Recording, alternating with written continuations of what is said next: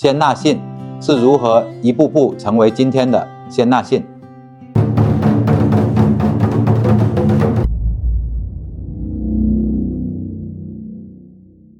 大家好，歡迎收看 KD 頻道。這一期呢，我們不講優惠，不講賣貨，我們單純的聊聊產品，聊一個我非常熟悉，也是一路見證成長的一個品牌，它就是鮮納信。從加入這個行業到後來進入 KD， 一路走來，我接觸最多也最了解的就是鮮納信。今天很多人看到的是它現在的產品和市場表現，但很少有人知道，在走到今天之前，他經歷過多少次的嘗試，多少次推翻重來，又做過多少改變。估計只有鮮納信自己最能體會他這一路的不容易。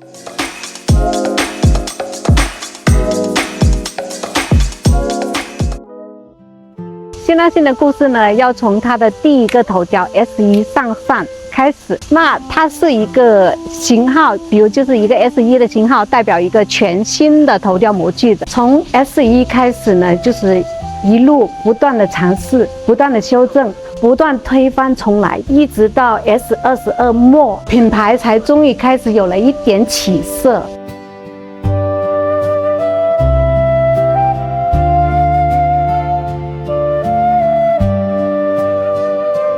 如果此刻正在觀看影片的你，也曾經創業或者正在創業，應該很容易理解，所有成功的品牌，它都不是一開始就成功的。真正難的是在看到結果之前，依然願意堅持。從 S1 到 S30 領英的問世，鮮納信才真正的開始走進更多玩家的視野。但是領英並不是終點，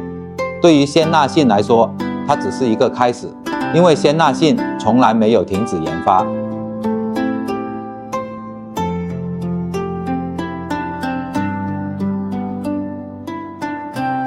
而在一次次研發與重做的過程中，鮮納信呢也逐漸形成了自己非常有辨識度的一項能力，對真人頭雕與模具細節的長期打磨。他追求的並不是把娃娃簡單的做得像真人，而是在五官、骨相、神態與皮膚細節上不斷貼近真人，同時呢保留娃娃特有的精緻感和審美形態，看起來真實卻不會失去美感，足夠精緻也不會顯得千篇一律。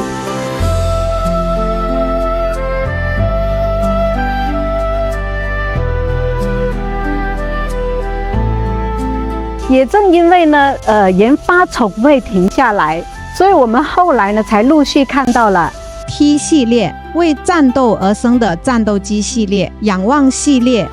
轟炸機系列、複刻人系列。除了產品系列不斷的進化之外呢，大家最常討論的還有一個問題，那就是鮮納信這麼多種妝容到底有什麼區別呢？那今天我們就用最簡單的方式為大家一一講清楚。普妝基礎妝容完成修邊後，直接正常上妝 RS 妝，開始弱化矽膠膠感，讓娃娃更具真實膚感。RRS 妝加入皮膚紋理，多層次上妝，提升血管、膚色與五官立體感。RRS Plus 妝進一步優化模具皮紋與精裝工藝，使整體神態更加自然生動。意思妝不只是追求像真人，而是在保留娃娃審美的同時，通過更細緻的妝容處理，讓整體呈現更加真實、自然。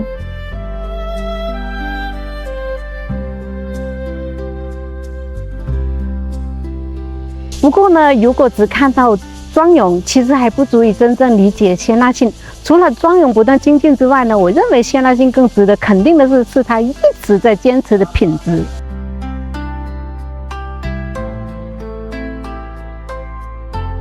這幾年在 KD 工作，我接觸過不少品牌。以我實際接觸到的情況來看呢，鮮納信的整體穩定性一直處於比較靠前的位置的。它當然也會遇到售後問題，但從長期回饋來看，整體售後比例相對較低。這也證明了鮮納信始終堅持着自己的初心，先品質為先，迾海納百川，信守承諾。這些年來，鮮納信的每一次升級，都不只是技術參數的變化，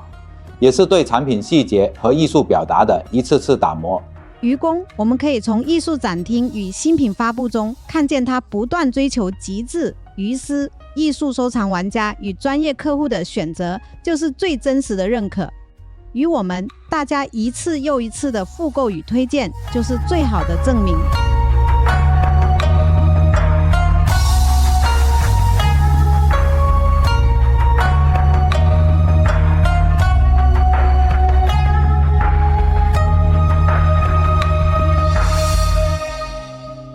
真正能夠走長遠的品牌，不是宣傳做到最好，而是願意一年又一年把每一個細節做到更好。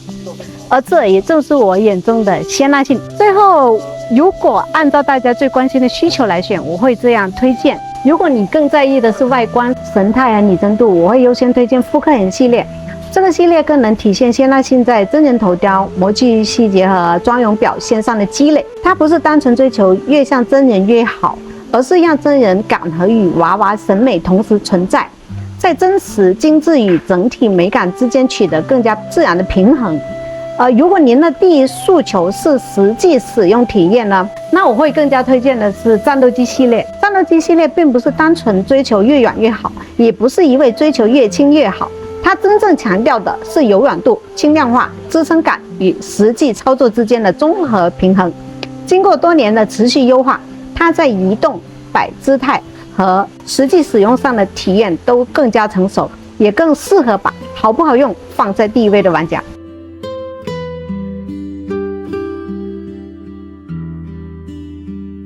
當然啦，每個系列都有自己的定位，沒有絕對的好壞，關鍵呢還是看它是否符合您的真實需求。希望今天這支影片呢，能夠讓大家對鮮納信的發展歷程呢，以及各系列產品的定位有一個更全面、更清楚的認識。好，我是 Amber，我們下期節目再見，拜拜。